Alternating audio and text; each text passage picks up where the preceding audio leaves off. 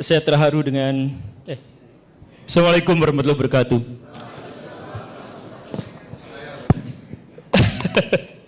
Saya terharu dengan Pak Nuruddin yang sampai membaca dan menonton banyak sekali podcast saya.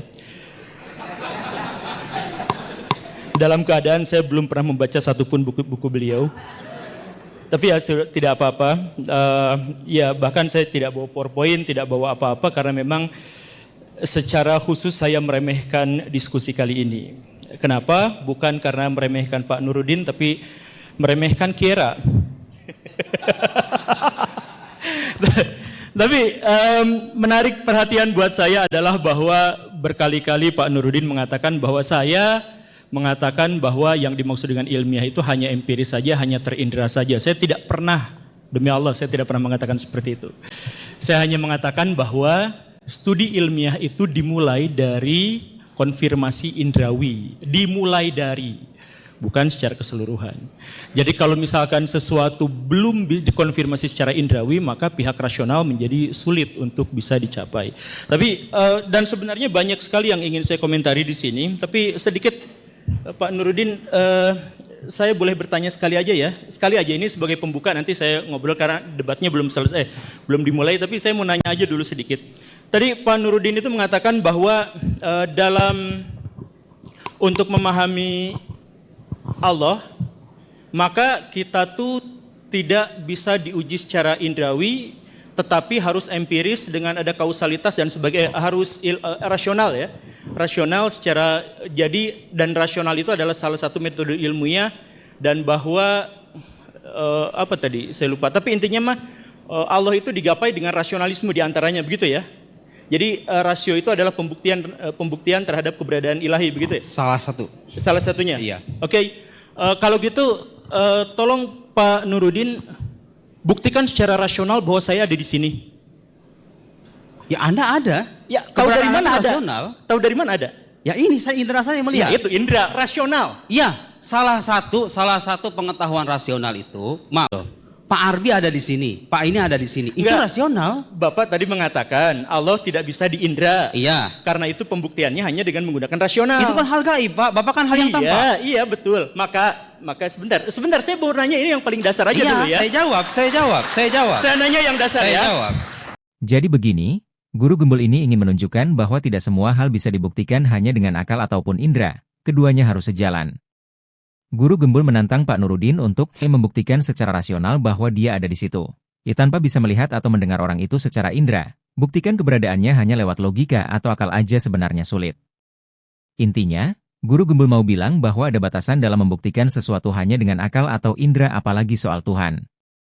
Adalah bahwa berkali-kali Pak Nuruddin mengatakan bahwa saya mengatakan bahwa yang dimaksud dengan ilmiah itu hanya empiris saja, hanya terindra saja. Saya tidak pernah, demi Allah, saya tidak pernah mengatakan seperti itu. Saya hanya mengatakan bahwa studi ilmiah itu dimulai dari konfirmasi indrawi, dimulai dari, bukan secara keseluruhan. Jadi kalau misalkan sesuatu belum dikonfirmasi secara indrawi, maka pihak rasional menjadi sulit untuk bisa dicapai. Tapi dan sebenarnya banyak sekali yang ingin saya komentari di sini, tapi sedikit Pak Nuruddin, saya boleh bertanya sekali aja ya, sekali aja ini sebagai pembuka, nanti saya ngobrol karena debatnya belum selesai, belum dimulai, tapi saya mau nanya. Penjelasan ini berarti bahwa menurut Guru Gembul, dia tidak pernah mengatakan bahwa ilmiah itu hanya berarti hal-hal yang bisa dilihat, didengar, atau dirasakan, indrawi. Dia hanya mengatakan bahwa dalam studi ilmiah, biasanya kita mulai dengan apa yang bisa dikonfirmasi lewat indera sebagai langkah awal untuk memahami sesuatu. Artinya, untuk memulai penelitian ilmiah, biasanya butuh bukti yang bisa kita lihat atau rasakan langsung. Namun, dia tidak bilang bahwa keseluruhan proses ilmiah hanya terbatas pada apa yang bisa dilihat atau dirasakan saja. Setelah ada konfirmasi awal yang bisa diindera, baru hal-hal yang lebih abstrak atau berdasarkan akal bisa dikembangkan lebih lanjut. Singkatnya, ilmiah tidak hanya soal hal-hal yang bisa diindera, tapi seringkali dimulai dari sana. Kalau tidak ada bukti yang bisa diindera, akan lebih sulit untuk melanjutkan pemahaman secara akal, logika. Menurut Guru Gembul ini, kesimpulan ilmiah adalah hasil dari proses yang dimulai dengan bukti indrawi, sesuatu yang bisa dilihat, didengar, diraba, DSB, sebagai dasar awal. Setelah bukti awal ini didapatkan, proses pemikiran rasional atau logika bisa digunakan untuk mengembangkan pemahaman lebih jauh. Kesimpulannya, ilmiah tidak hanya bergantung pada apa yang bisa diindra, tetapi bukti yang bisa diindra sering menjadi langkah awal untuk proses berpikir ilmiah. Jadi, menurut Guru Gembul, kesimpulan ilmiah diperoleh dengan menggabungkan bukti indrawi sebagai awalnya dan penalaran rasional untuk memahaminya lebih dalam. Orang satu ruangan sidang ini bodoh semua kecuali Guru Gembul. Nampak dari respon mereka yang hanya fanatik terhadap si Udin saja. Pernyataan Guru Gembul ada benarnya, karena banyak pendekatan ilmiah yang memang dimulai dengan observasi indrawi. Di dunia sains, misalnya, peneliti sering memulai dengan mengamati fenomena yang bisa mereka lihat atau ukur. Ini membantu memastikan bahwa ada dasar bukti yang nyata sebelum melangkah lebih jauh. Namun, sains tidak selalu terbatas pada apa yang bisa diindra. Banyak teori ilmiah, seperti mekanika kuantum atau teori relativitas, berurusan dengan hal-hal yang tidak bisa kita lihat atau rasakan secara langsung. Dalam kasus seperti ini, bukti ilmiah diperoleh lewat model matematis dan eksperimen tak langsung yang bisa membuktikan keberadaan sesuatu tanpa harus dirasakan langsung. Jadi, ucapan Guru Gembul ini benar dalam konteks bahwa bukti indrawi adalah dasar penting dalam sains, tetapi itu bukan satu-satunya cara untuk memahami atau membuktikan sesuatu secara ilmiah.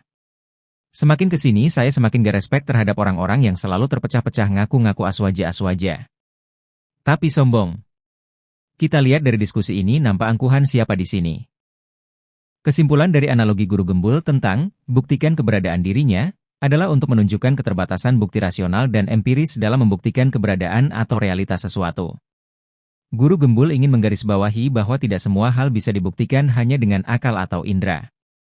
Dengan meminta lawan bicara membuktikan keberadaannya secara rasional, tanpa indera, dia menekankan bahwa ada batasan dalam pendekatan ilmiah yang hanya mengandalkan bukti yang bisa dilihat, dirasa, atau diukur.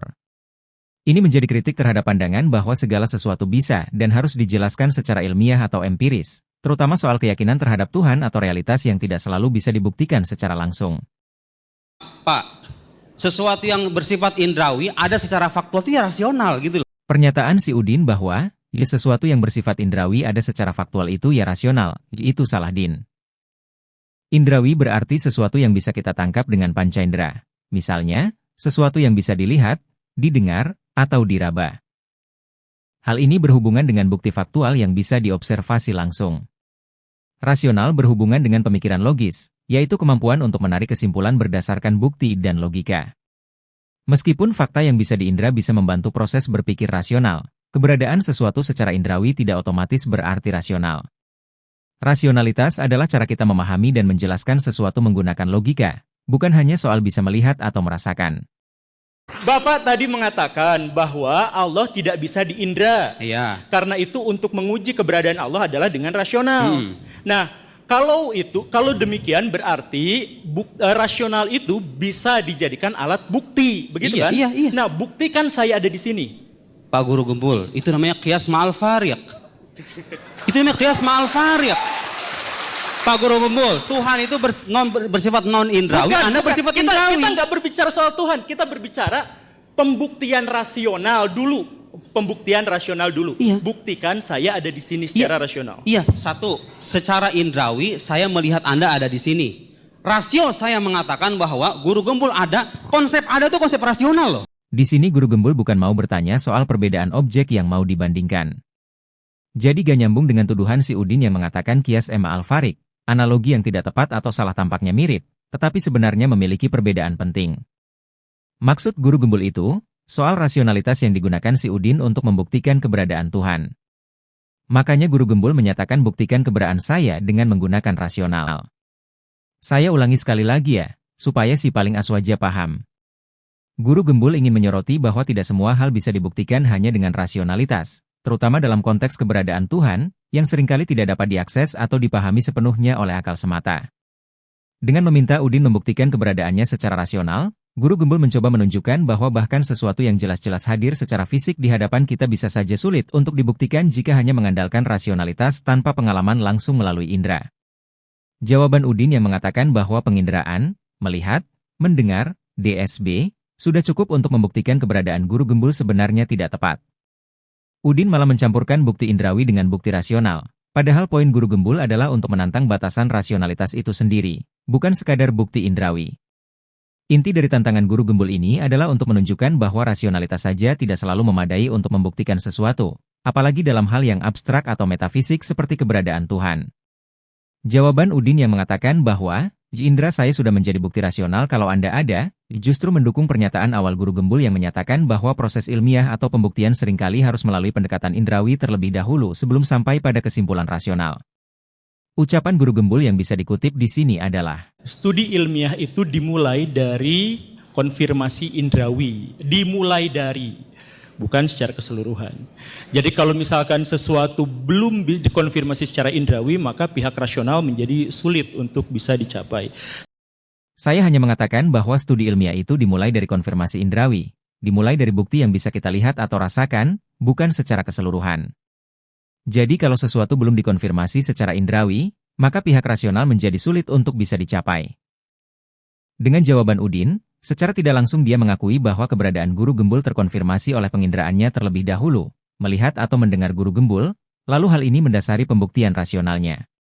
Artinya, Udin secara tidak langsung mengakui bahwa proses pembuktian ilmiah memang seringkali harus melalui pendekatan indrawi sebagai langkah awal, sesuai yang dikatakan Guru Gembul sejak awal.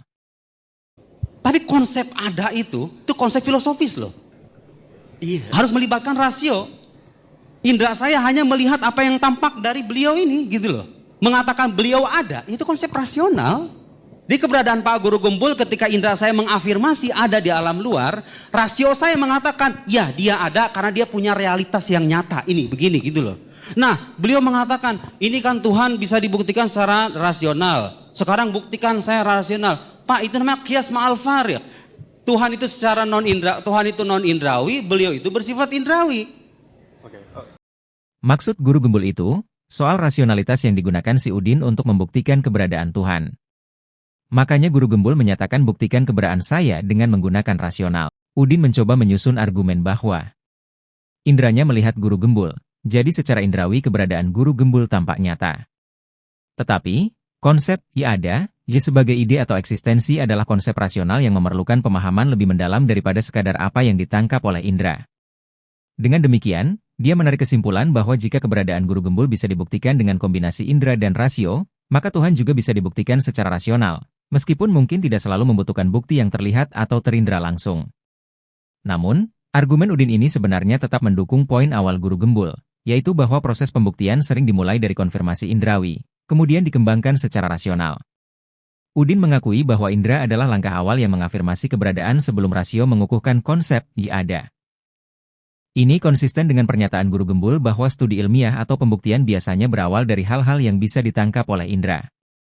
Jadi, sementara Udin berusaha menggunakan logika ini untuk mengatakan bahwa Tuhan bisa dibuktikan secara rasional bukan ilmiah, ia sebenarnya juga mendukung argumen Guru Gembul bahwa pendekatan indrawi adalah langkah awal yang penting dalam pembuktian keberadaan sesuatu, termasuk dalam konteks ilmu pengetahuan. Tadi ya, jadi kan Tuhan itu goib, kita sepakati bersama, tidak terindra, oke? Tidak terindra. Karena itu satu-satunya jalan untuk bisa mengindra atau mengetahui Tuhan adalah melalui bukti rasionalisme, karena indra tidak bisa. Iya. Betul ya? Iya betul. Nah, artinya apa? Rasionalisme tidak bisa membuktikan apapun tanpa indra. Gitu kan? Oh begitu. Kesimpulan yang diambil Guru Gembul ini. Jadi kan Tuhan itu kita sepakati bersama tidak terindra oke. Tidak terindra karena itu, satu-satunya jalan untuk bisa menimani Tuhan adalah melalui bukti rasionalisme, karena indra tidak bisa artinya apa? Rasionalisme tidak bisa membuktikan apapun tanpa indra. Disimpulkan oleh Guru Gembul, karena sedari tadi si Udin selalu memakai atau sejalan dengan pemikiran Guru Gembul, bahwasanya dia tidak bisa membuktikan keberadaan Guru Gembul dengan secara rasional doang, tapi dia membutuhkan indra untuk membuktikan Guru Gembul. Dan dia menyatakan itulah rasional. Nah makanya Guru Gembul menarik kesimpulan kalau rasiobal tidak bisa membuktikan apapun tanpa indra. Lah Udinnya malah bingung sendiri. Intinya begini. Tuhan tidak terindra. Bukti rasional sebagai jalan mengimani Tuhan. Kontradiksi dalam rasionalisme. Nah si Udin untuk membuktikan Guru Gembul ada, dia gak dapat cara lain untuk membuktikan. Karena rasionalnya logika dan penalaran, memerlukan pengalaman atau data dari indra untuk memperkuat argumennya bahwasanya Guru Gembul itu secara rasional ada. Dengan kata lain, rasionalisme tidak bisa sepenuhnya berdiri tanpa adanya input dari pengalaman nyata atau indrawi, karena logika bekerja optimal jika didukung oleh observasi. Kesimpulan, pernyataan ini menyoroti sebuah dilema. Sementara kita berusaha memahami Tuhan melalui logika atau bukti rasional, pada akhirnya rasionalisme sendiri terbatas karena tidak bisa sepenuhnya independen tanpa dukungan pengalaman indera. Atau mengetahui Tuhan adalah melalui bukti rasionalisme karena indera tidak bisa. Iya. Betul ya? Iya, betul. Nah, artinya apa? Rasionalisme tidak bisa membuktikan apapun tanpa indera. Gitu kan? Oh, kok begitu? Kok begitu kok dibalik? Lihatlah kaum senggol bacok IQ 2 digit sekolam gak mampu menalar ucapan guru gembul malah ribut satu kolam. Oh, tenang, Oke? tenang. Coba ulang premisnya. Tenang, penonton. Silakan. Oke. Tuhan tidak bisa diindra. Sepakat ya? Sepakat. Karena itu jalan satu-satunya untuk membuktikan Tuhan adalah dengan rasio. Betul kan? Betul ya? Sepakat ya? Oke. Karena itu berarti rasio itu tergantung pada sesuatu yang diindra. Enggak, Karena apa? Enggak, Pak. Kebalik logikanya. Kebalik apanya? Loh. Ya udah. Oh, silakan. Iya, iya, iya. Jadi Pak Guru. sebentar. Iya, iya. Saya ulang lagi dari yang. Oke, saya ulang lagi ya. Saya ulang lagi. Ini saya bingung siapa sih yang jadi gini. Jadi gini nih ya. Allah itu terindra atau tidak? Tidak. Hanya bisa dirasionalisasikan. Berarti Allah tidak terindra tapi kita hanya bisa merasionalisasikannya saja. Berarti artinya kalau misalkan ada pertanyaan saya di sini, bisa nggak dirasionalisasikan? Bisa setelah diindra dulu. Betul ya? Saya bisa dirasionalisasikan setelah diindra dulu. Nah, karena kelihatan. Lalu bagaimana menyusun rumus-rumus rasionalisme tanpa mengindranya dulu? Lihatlah kaum senggol bacok IQ 2 digit sekolam gak mampu menalar ucapan guru gembul malah ribut satu kolam.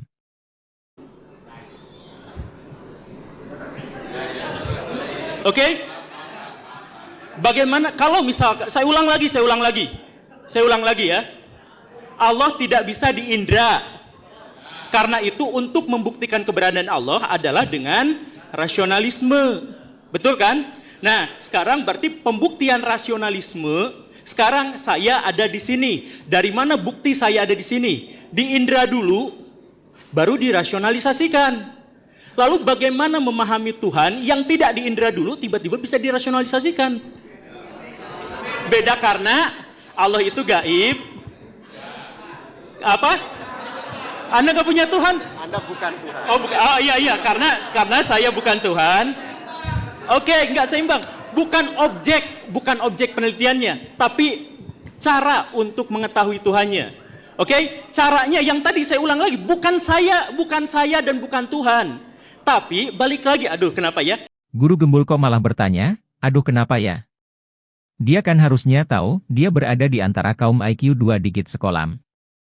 Jadi wajar berkali-kali dijelaskan pada gak ada yang paham.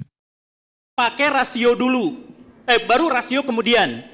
Begitu kan? Nah, kalau tidak diindra dulu, cara merasiokannya gimana?